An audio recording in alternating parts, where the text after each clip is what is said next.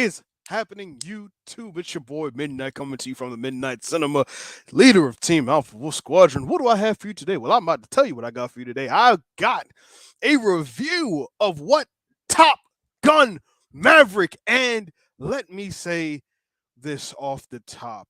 Um, this movie so good. I mean, extravagant, incredible, phenomenal. Whatever great adjective you can find to describe this movie, it is that movie. Okay, it is this movie. And just seeing how they were able to do all the just the different shots they were able to take, the flight scenes, the battle sequences, just the character work involved. A lot of it was so well written as well. I mean, honestly, hats off. Before I continue, straight up, this movie came out at a perfect time, Memorial Day weekend, and I just want to say thank you to all of our service members, everyone who's in the military, aviators, soldiers, everybody top down, no matter what branch you are. I just want to say thank you for your service because um you fought you fight for us, and you fight for this country, you fight for our rights, you fight for our freedoms, and you put your lives on the line every single day. And I cannot say thank you enough. My grandfather, he served. I have a couple uncles and aunts who served, and it's just it means a lot. It definitely does that you're able to step forward and sacrifice yourselves for the greater good of everyone who lives here in America. So I just want to say thank you before I continue. Um, Tom Cruise is an absolute genius. The guy can do whatever he wants. He's got a pilot license. He can fly. It's just how you're able to do that. I do not know, Tom, but what your work cannot be will never be forgotten. Your legacy is clearly everything. This movie cements it definitely cements a lot of Tom Cruise's legacy. I think this is some of his best work, because just his character throughout the movie is going through some difficult struggles. And if you've seen the original Top Gun from 1986, you know his story, you know how it was with Goose, the things with his dad, and just how he always feels like an outlier. Uh, and dealing with these rock and a hard place type of choices, having to choose between, telling Goose's son Rooster like, well, why he did what he did, or that you find out in the movie. I don't want to talk getting the spoilers just yet. You're trying to figure out, well, how he met this other woman, and then like how what pulled him away from that, and how he was never able to move up, and he was fine with that. He's fine with not moving up because all he wanted to do was show people that I'm the best, and I want to leave the best example that I can for other people all around. Everyone in this movie did a phenomenal job. The writing, but Chris McQuarrie was incredible. Joseph Kaczynski was the director. Phenomenal work. If you want to add to who should direct Fantastic Four, you could definitely add Joseph Kaczynski's name to the list. The music, the soundtrack. Listen, when I was driving home after the movie, I downloaded the soundtrack, and when I was driving, I felt like a fighter pilot. I mean, just cruising, and just the music, it just felt so epic. The wind in your face, and it's just like, man, I want to be a fighter pilot. I don't actually, but I don't actually want to be one. But it makes you think about it, and see, that's what great movies do. They make you want to do something that you never would have thought that you've done. I know for when Straight Outta Compton came out, a lot of people wanted to be rappers. Okay, I know that for a fact. Not that I couldn't, but it Straight Outta Compton inspired me to write more than I was already writing, and it inspired me. Great movies inspire, and that's what this is. This movie inspires me through inspired audiences. Really, I mean, everyone who I was in the theater with, they were in it, enjoying themselves, really taking all of this in. You could feel the sounds of the jet engines. The sound design was incredible. You could feel it. You could feel the force. You could know what you could almost like in certain shots, these aerial shots especially, seeing the sky and the sun and being above the clouds, and your breath is just taken away. You're really left breathless. It's amazing what they were able to do.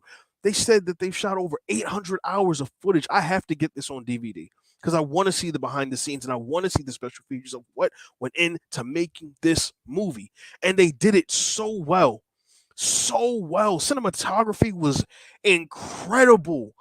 And I mean, just some of the flight scenes, especially the very last scene, the very last flight scene, it reminded me of Hiccup and Astrid riding Toothless in the first How to Train Your Dragon movie, and you have the Flight of the Night Fury music playing in the background. Just, I mean, it invoked so much emotion. I didn't cry per se, but I could feel in my insides, like I'm just like, man, it's pulling me. You trying to get these tears, and I'm not giving it to you. It's like when you throwing a fishing line in, and you're going against you're going against the fish, and the fish is just pulling, and you're just like, I I can't let go. I can't let go. And that's how I felt the entire time. I just everything was so well done. Um, I'll go into spoiler territory a bit now. I was not trying to make this like so long, but when it's just it's so good. But now right here we got spoilers. Okay, so where do we meet Maverick? In the beginning, well, we see him. He's working on this biplane. Is that a biplane? I don't think it was a biplane, but he's working on his own plane, right? We see him, he's working on this plane, and he gets up, he's about to go for this test ride for this new plane that they have going on, and they're trying to test it to go to Mach 9. And Maverick, being Maverick, he's like, all right, well, let's do it, guys. Apparently they didn't want to do it because Admiral Kane is saying, well, I don't want you guys to go ahead and do this. I'm not approving this. This isn't happening, whatever. So they're like, listen, we have to get to Mach 10 instead of Mach 9. We have to reach Mach 10. Ben, thank you for joining, my friend, and absolutely it lived up to the hype. Yes. Um, but they want this to get to Mach 10.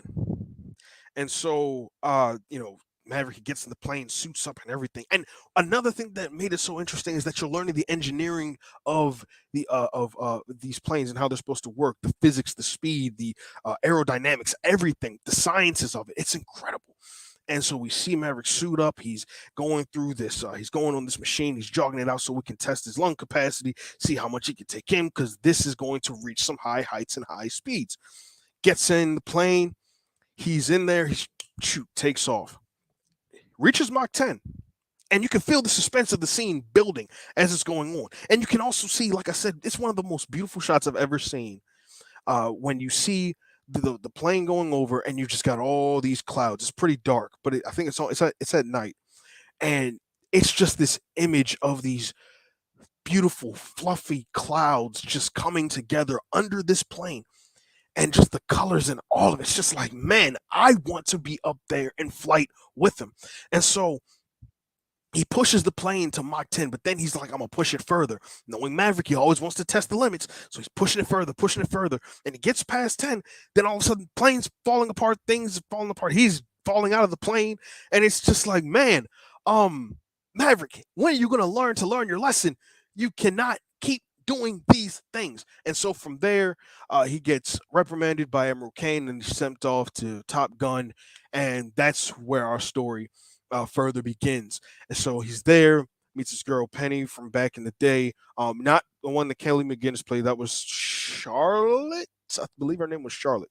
Um, Met her from back in the different girl from back in the day. Like 3 years he had been gone. He was there, left. Now he's back, and that's where we see some of the other soldiers and aviators and pilots come in, playing shooting pool. Learn some of their names. They got some great names: Coyote, Payback, Fanboy, Phoenix, Hangman, Rooster. Just cool call sign names. And Miles Teller as Goose's son was really well done. He really did his job, and he was angry. He was upset. Just obviously, him and Maverick have had some distance, but throughout the movie, you start to see, well, how are they going to hash this out? How are they going to bring things back together? And he's teaching them. So Maverick teaches them. He becomes the new teacher at Top Gun, obviously, and he's teaching them how this mission that they got to go on is going to go. They have to do it in a certain amount of time with a certain amount of speed and fly at a certain level and height.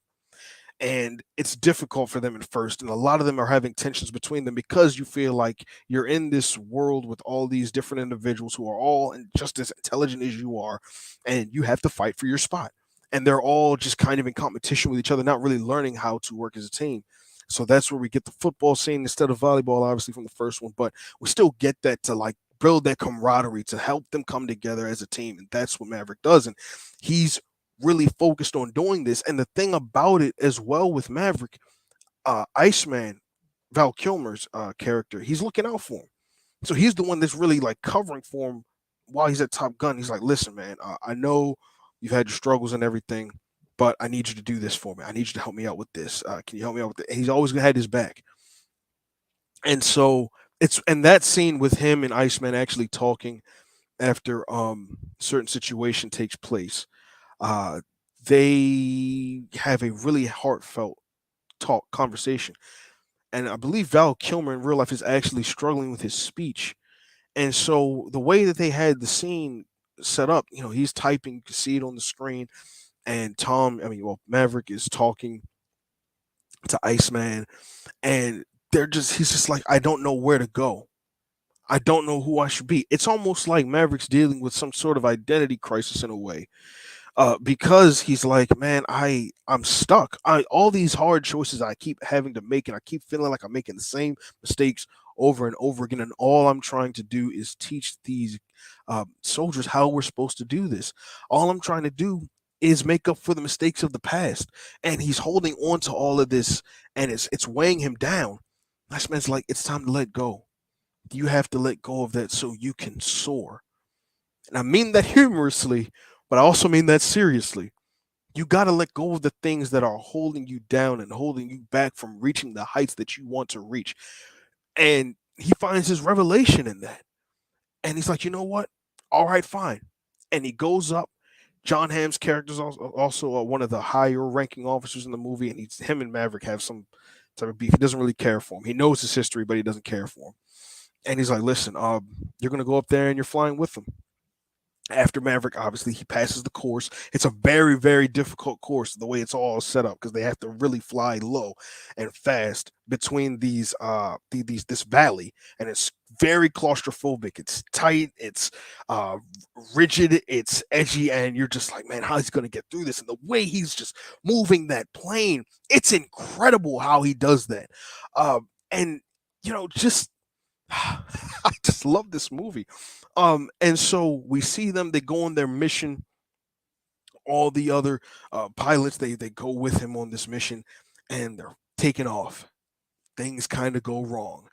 And when I tell you that battle scene and that dog fight that happens at the end, with Maverick and Rooster, after Maverick saves Rooster, it's really emotional how he does it, because he sees Rooster. Rooster's obviously in the line of sight.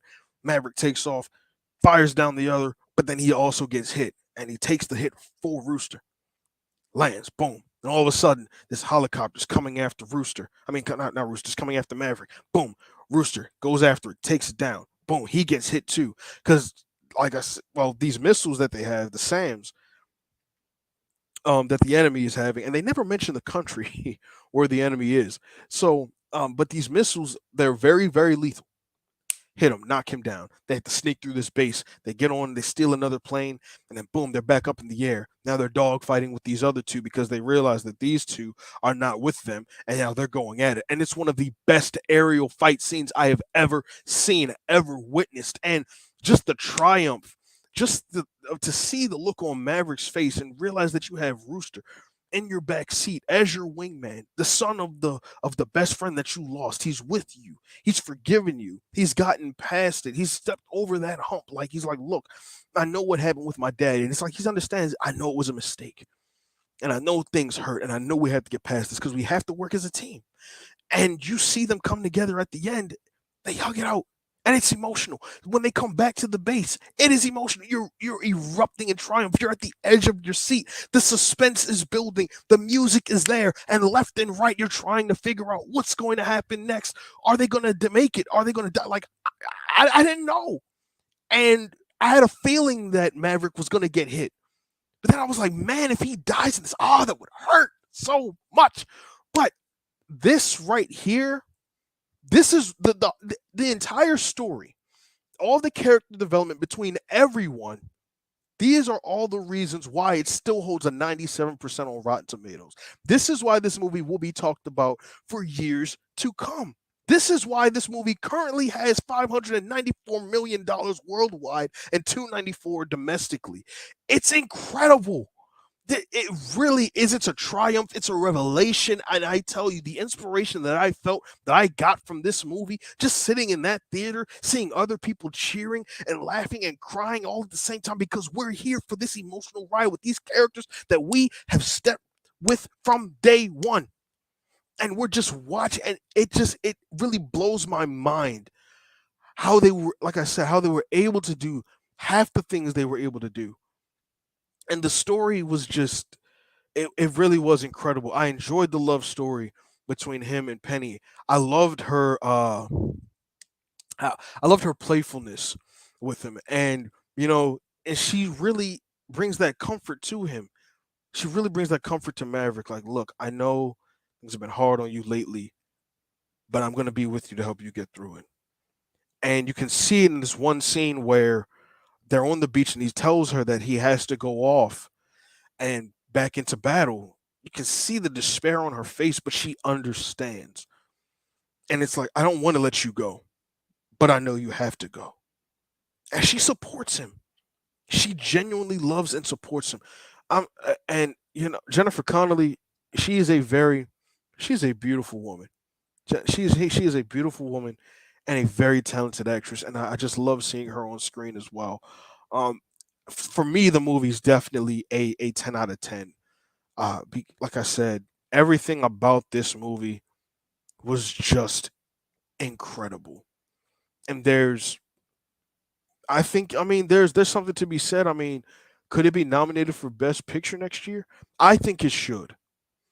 It may not win, and I know it's only June, but I think that this movie should. If the Oscars were to happen tomorrow, I'm nominating this absolutely.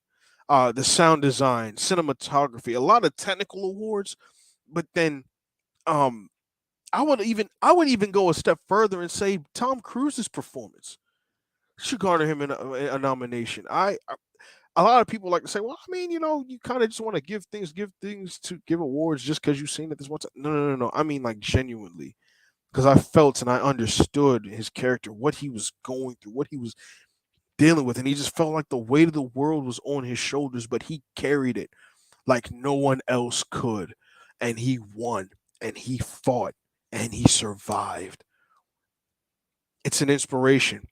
This movie is an inspiration for all. So, 10 out of 10 for me. Oh no, I was doing the moons. That's how I did the last review. Yes, so 5 out of 5 full moons.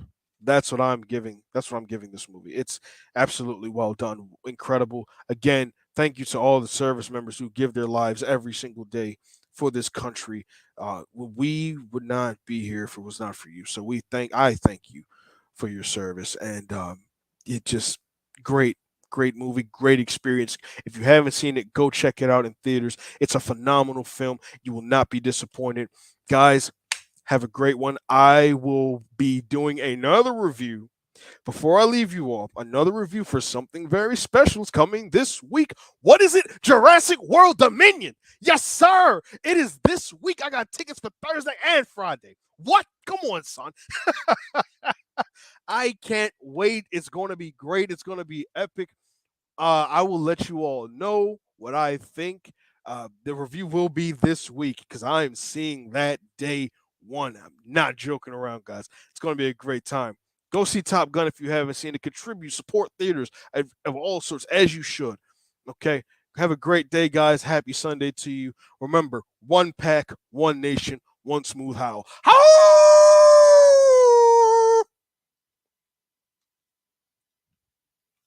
Oh, we are not off. Oh, jeez. Oh, man.